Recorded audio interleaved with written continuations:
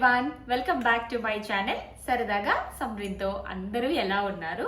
నేనైతే చాలా బాగున్నాను. మీరు thumbnail-లో చూసినట్లుగా ఇవాల్టి వీడియో వచ్చేసి ఒక recipe video. Chicken yakhni pulao. Yakhni pulao చాలా మంది వినే ఉంటారు. ఒకవేళ వినని వాళ్ళు ఎవరైనా ఉంటే చెప్తాను.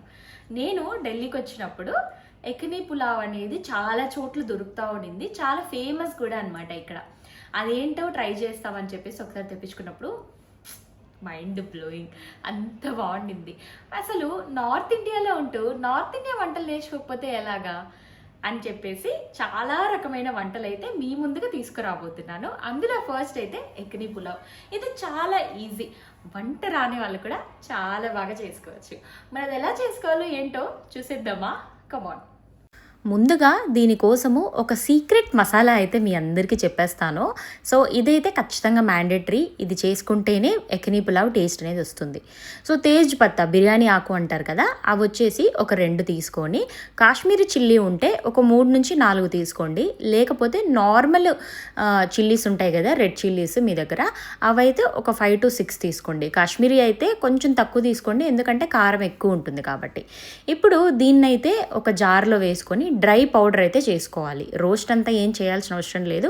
అలాగనే డైరెక్ట్గా డ్రై పౌడర్ అయితే చేసేస్తే ఇలాగా వచ్చేస్తుంది అనమాట మనకి. సో దీన్ని అయితే ఎత్తిపెట్టుకోండి, నేను చెప్తాను దీన్ని ఏం చేయాలనేది. మరి దానికి కావాల్సిన ఇంగ్రీడియంట్స్ ఏదో చూసేద్దామా? కమాన్. సో ఫస్ట్ అయితే నేను 1/2 kg చికెన్ అయితే తీసుకుంటున్నాను. సో 1/2 kg చికెన్కి నాకు దాదాపు 1 to 1.5 cups ఆఫ్ రైస్ అయితే తీసుకున్నాం. ఓకేనా? నెక్స్ట్ వచ్చేసి 1 పెద్ద సైజు ఆనియన్ అయితే తీసుకున్నాను. సన్నగా ఇలాగా బిర్యానీకి చేసుకుంటాం కదా, అట్లాగైతే కట్ చేసుకోవాలి. సో పెద్ద సైజు 1 అయితే తీసుకున్నాను. మీరు 2 మీడియం సైజ్ అయితే 2 తీసుకోండి. కొంచెము అల్లం వెల్లుల్లి పేస్ట్ ఒక 1.5 టేబుల్ స్పూన్స్ ఉంటుంది. ఇది వచ్చేసి ఒక 5 నుంచి 6 మిరపకాయలు. ఇది నేను ఇందాక చూపించిన గరం మసాలా టైప్, ఇదేం లేదు. తేజ్ పత్తాను, కాశ్మీరీ చిల్లీ. మీ దగ్గర కాశ్మీరీ చిల్లీ లేకపోతే నార్మల్ చిల్లీ కూడా వేసుకోవచ్చు. ఇప్పుడు ఇందులో ఒక 1/2 స్పూన్ గరం మసాలాని, అంటే యూజువల్గా వాడితే గరం మసాలా ఉంటుంది కదా, అది కూడా అయితే యాడ్ చేస్తున్నాను. ఇంతకీ మెయిన్ ఇంగ్రీడియంట్ ఏంటో తెలుసా? ఈ ఎకినీ పులావ్లో దహి అన్నమాట. ఎకినీ అంటేనే యూజువల్గానే మనము దహితో చేస్తాము. యూజువల్గా బిర్యానీస్కి మనము వాటర్ వేసి ఉడకబెడతాం కదా, అలాగా ఇందులో దహి వేసి ఉడకబెట్టుకుంటున్నాం. అదే దీని కింగ్ ఇంగ్రీడియంట్ అనమాట. సో ఈ కప్ సైజ్ చూసారా, దాదాపు ఇలాంటి కప్ సైజ్ ఒకటి తీసుకొని ఒక ఫుల్ కప్ పెరుగు అయితే వేసుకుంటాను. వాటర్ ఏమి యాడ్ చేయను, కేవలం పెరుగుతోనే రైస్ చికెన్ అంతా ఉడుకుతుంది అనమాట. సో ఇది దీనికి కావాల్సిన ఇంగ్రీడియంట్స్. జస్ట్ నాకు తెలిసి ఒక 4 to 5 ఇంగ్రీడియంట్స్ అంతే. ఇవి ఉంటే చాలు, అందుకే చెప్పాను ఎవరైనా చేసుకోవచ్చు, బ్యాచిలర్ అబ్బాయిలు కూడా అందరూ చేసుకోవచ్చు అని. సో మరి స్టార్ట్ చేసేస్తాం రండి. హాయ్, చెప్పండి. సో కుక్కర్ అయితే తీసుకోవాలి. నేను ఇందాకే చెప్పాను కదా అందరూ ఈజీగా చేసుకునే రెసిపీ అని. సో కుక్కర్లో ఏముంది, అన్ని వేయించేసి రైస్ వేసి పెట్టేసేయడమే కాబట్టి ఈజియెస్ట్ రెసిపీ అనమాట. సో ఫస్ట్ అయితే ఒక 2 to 3 table spoons of oil అయితే పడుతుంది.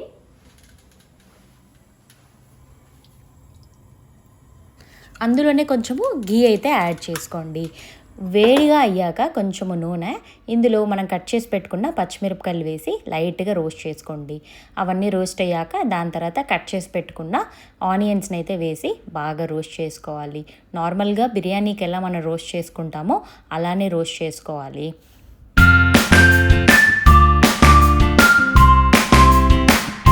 ఆనియన్స్ రోస్ట్ అయిపోయాక మనం పక్కన తీసి పెట్టుకున్న జింజర్ గార్లిక్ పేస్ట్ని అయితే వేసేస్తున్నాను. జింజర్ గార్లిక్ పేస్ట్ని పచ్చివాసన పోయే వరకు బాగా వేయించుకోవాలి.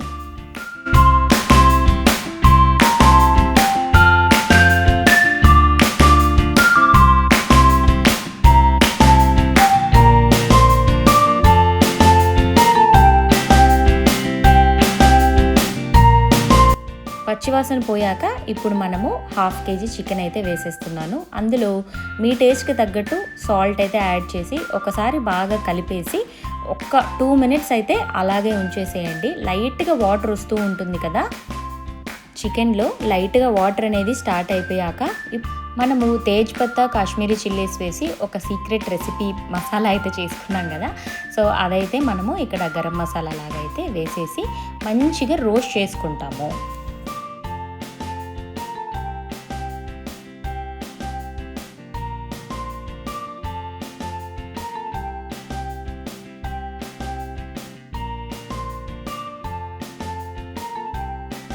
మీరు చూస్తున్నట్టు లైట్గా వాటర్ వస్తూ ఉంటుంది అందులో. ఇప్పుడు మనము ఒక్క విజిల్ అయితే పెట్టేసేయాలి, మూత మూసేసి ఒక విజిల్ అయితే పెట్టేసుకోండి. మీన్ వైల్ మీరు ఏం చేస్తారంటే పెరుగుని బాగా బీట్ చేసి అయితే పెట్టేసుకోండి, గడ్డలుగా లేకుండా బీట్ చేసి పెట్టుకుంటే బాగుంటుంది. మూత ఓపెన్ చేశాక దీని టెక్స్చర్ అయితే ఇలా ఉంటుందన్నమాట. చికెన్లో ఉన్న వాటర్, మనమైతే ఏం సెపరేట్గా వాటర్ వేయలేదు, చికెన్లో ఉన్న వాటరే వచ్చేసింది. ఇప్పుడు బాస్మతి రైస్ని బాగా వాష్ చేసుకొని పెట్టుకున్నారు కదా, దాన్ని అయితే వేసేయండి. ఇక్కడ కర్డ్ కూడా యాడ్ చేశాను నేను. అది షూట్ అంటే ఆన్ అయిందేమో కెమెరా అనుకున్నాను కానీ ఆన్ అవ్వలేదు అనమాట. రైస్తో పాటు పెరుగును కూడా వేసేసి సాల్ట్ ఒకసారి చెక్ చేసుకొని టేస్ట్కి తగ్గట్టు ఉందా లేదా అని ఒకసారి చూసేసుకోండి. ఎక్కువ కలపకండి, ఎందుకంటే రైస్ ఆల్రెడీ కొంచెం నానబెట్టుకున్నాం కాబట్టి బాస్మతి రైస్ విరిగిపోతే బాగుండదు. లాస్ట్లో ఒక 2 టేబుల్ స్పూన్స్ ఆఫ్ ఘీ అయితే పైన వేసుకోండి. ఇప్పుడు ఇలాగ బబుల్స్ వచ్చి ఉడుకుతున్నప్పుడు కుక్కర్ మూత మూసేసి ఒక 3 విజిల్స్ అయితే పెట్టేసుకోండి. 2 టైమ్స్ ఇలాగా కుక్కర్లో పెట్టడం వల్ల చికెన్లో ఉన్న ఫ్లేవర్ అంతా రైస్లోకి దిగి చికెన్ పీస్ కానీ రైస్ కానీ టేస్ట్ బాగుంటుంది. ఎస్పెషలీ చికెన్ అనేది చాలా జ్యూసీగా ఉంటుంది అనమాట. మంటనైతే మీడియం ఫ్లేమ్లో పెట్టుకోండి. పార్ట్ 2 ఇది. అంటే ఫస్ట్ ఉడక విజిల్ పెట్టేస్తాం కదా చికెన్, ఆ తర్వాత ఇప్పుడు ఇట్లా అయితే అన్నీ కలిపేసి ఒక 3 విజిల్స్ పెడితే అన్నీ అంటే ఏమేమి వేశారు? మా సబ్స్క్రైబర్స్ ఆల్రెడీ చూసారండి అన్ని. సార్ చెప్పండి మళ్ళీ. ఏం లేదు, ఫస్ట్ చికెన్ అయితే బాగా ఉడికించేసాం కదా, మళ్ళీ తీసేసి బాస్మతి రైసే వాడుకోండి. బాస్మతి రైస్ వేసుకుంటేనే ఆ ఎకిని పులావ్ టేస్ట్ అయితే వస్తుంది. సో బాస్మతి రైస్ అయితే వేసాను, పెరుగు, సాల్ట్ కొంచెం అడ్జస్ట్ చేసుకున్నాను, పైన కొద్దిగా కొంచెము ఘీ, అంతే. సో పెరుగు ఈజ్ ద రాజా ఇంగ్రీడియంట్ అనమాట దీంట్లో. ఇంకేం మనం వాటర్ అంతా ఏం వేయాల్సిన అవసరం లేదు, దాంతోనే మంచిగా కుక్ అవుతుంది, చాలా చాలా బాగుంటుంది టేస్ట్ అయితే. సో ఎప్పుడు నార్మల్ బిర్యానీలో ఏం చేసుకుంటారు, అప్పుడప్పుడు ఇలాంటి బిర్యానీలు కూడా చేసి పెడుతూ ఉండండి మీ పిల్లలకి, మీ వారికి. ఎన్ని విజిల్స్ రావాలి? ఇది వచ్చేసి ఒక 3 విజిల్స్ వస్తే సరిపోతుంది. సో మీరు రైస్ ఎంత తీసుకున్నారో దాన్ని బట్టి అయితే పెరుగుని, లేకపోతే మీకు కావాలంటే కొంచెం వాటర్ని కూడా యాడ్ చేసుకోవచ్చు. బట్ వాటర్ ఏమీ యాడ్ చేయకుండా పెరుగుతో చేస్తేనే ఎకిని పులావ్ టేస్ట్ అనమాట, అదే దాంట్లో స్పెషాలిటీ. సో మీకు ఏ బిర్యానీ ఇష్టం చెప్పండి. అంటే పులావ్ ఉన్నాయి, బిర్యానీస్ ఉన్నాయి, లైక్ చాలామందికి హైదరాబాదీ బిర్యానీ ఇష్టం, కొంతమందికి పులావ్ లాగా ఆంబూర్ స్టైల్ ఇష్టము. సో ఎకిని పులావ్, లక్నో బిర్యానీ, ఇట్లా చాలా టైప్స్ ఆఫ్ బిర్యానీస్ ఉన్నాయి కదా. మీరు ఎన్ని బిర్యానీస్ టేస్ట్ చేశారు అండ్ మీకు అందులో మీ ఫేవరెట్ బిర్యానీ ఏంటో నాకు కమెంట్స్ అయితే చేసి చెప్పేసేయండి. సో పద ఇప్పుడు మనము ఎలా కుదిరిందో ఏంటో చూసేద్దాం. ఓకే, అయిపోయిందా బిర్యానీ? బిర్యానీ అయిపోయింది, అయిపోయి కూడా అంటే విజిల్ అంతా ఇది స్టీమ్ అంతా వచ్చేసింది. ఎంత బాగుందో. ఇలా అయితే ఉంటుంది. మూత తీసాకైతే మీరు వేసే రైస్ని, మీరు వేసే చికెన్ని బట్టి పెరుగుని దీన్ని అడ్జస్ట్ చేసుకోండి, ఓకేనా. నేనైతే 1/2 kg చికెన్కి అయితే చెప్పాను ఇక్కడ. సో ఇలాగా చాలా బాగా అయితే కుదిరింది ఆ రోజు. ఆల్రెడీ నేను ఇది 2-3 టైమ్స్ చేసున్నాను. సో నాకెందుకో మీరు అందరూ రెసిపీస్ పెట్టండి అని అడుగుతున్నప్పుడు ఓకే, ఇట్లా స్పెషల్ రెసిపీస్ పెడితే కొంచెం కొత్తగా మీ అందరూ కూడా బాగా ఇష్టపడతారేమో అని అనిపించి అయితే నేను ఈ స్పెషల్ రెసిపీ అయితే పోస్ట్ చేస్తున్నాను. టేస్ట్ అయితే అదిరిపోతుందండి.